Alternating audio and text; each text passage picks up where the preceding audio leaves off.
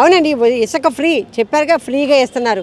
కాకపోతే ఎవరికైనా ట్రాన్స్పోర్ట్ ఛార్జీలు ఉంటాయి. ఇప్పుడు నేను కట్టుకోవాలి ఇల్లు, నాకు కట్టుకోవాలంటే నేను ఒక లారీని పంపుతాము, లేకపోతే ఒక ట్రాక్టర్ని పంపుతాము. ఇసుక అక్కడ ఫ్రీగా ఎత్తుతారు, కానీ కూలీ ఎత్తే వాళ్ళకి ఇవ్వాలిగా. వాళ్ళ కష్టాన్ని మనం ఎందుకు ఉంచుకోవాలి? అక్కడి నుంచి ఇక్కడ తీసుకొస్తాము, ఆ ట్రాక్టర్కో లారీకో కిరాయి ఇవ్వాలిగా, అవి ఇవ్వాలి. అవి మినిమం అనమాట, మినిమం ఛార్జెస్ ఇవ్వాలి. అంతే, డబ్బులు వసూలు చేయాలి. ఎందుకంటే వీళ్ళ నాయకులే ట్రాక్టర్లు పంపించారు దొంగ పేర్లు చెప్పి. అర్థమైపోయింది వాళ్ళకే ఫ్రీగా ఇస్తున్నారు, ఇసుక డబ్బులు ఏం వసూలు చేయడం, నోళ్ళు ముసుగు కూర్చున్నారు. ఆయన 43 జీవో తీసుకొచ్చారు, చక్కగా ఉచిత ఫ్రీ అని చెప్పి ఇచ్చేశారు.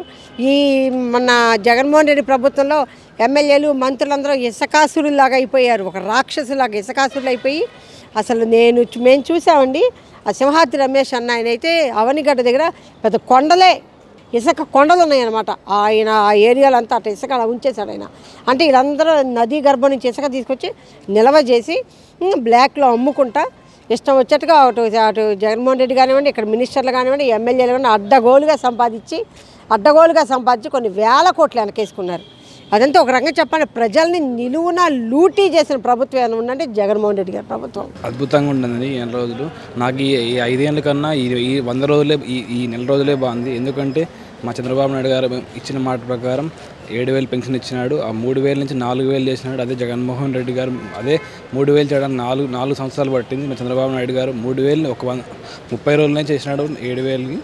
ఇచ్చిన మాట ప్రకారం వాలంటీర్ వ్యవస్థ పక్కన పెట్టి సచివాలయ వ్యవస్థతోనే మొదటి రోజుని 83% పెన్షన్ చేశాడు. ఇది మాకు చాలా సంతోషకరం. అలాగే ఉచిత ఇసుక అని చెప్పాడు, అది కూడా హామీ చేశాడు. ఈరోజు తల్లికి వందనం కూడా జీవో అప్లై చేయమని మళ్ళీ ముందరికి పెట్టాడు. తల్లికి వందనం కూడా, అలాగే విశాఖ ఉక్కును కూడా మరీ తిరిగి ప్రైవేటైజేషన్ చేయకుండా మరీ గవర్నమెంట్ కింద పెట్టాడు. మాకు చాలా సంతోషకరం అండి. అంటే గతంలో పరిపాలనకి ఇప్పటికే ఈ గతంలో పరిపాలన కన్నా ఈ 30 రోజులే ప్రజలు చాలా సంతోషంగా ఉన్నారు. ఎందుకనగా ప్రజలకు స్వేచ్ఛ దొరికింది, ఫ్రీడమ్ వచ్చింది. ఇన్నేళ్ళుగా 5 ఏళ్ళు ఒక జైల్లో అనే స్థాయికి పోయింది. కానీ ఈ రోజుకి ప్రజలందరూ చాలా సుఖ సంతోషాలతో ఉన్నారు. అలాగే పట్టిసీమ అయిపోతుంది, పోలవరం అయిపోతుంది. పోలవరం ఇంకో 4 సంవత్సరాలు పోలవరం మొత్తం అయిపోతుందని సంతోషంగా ఉన్నారు.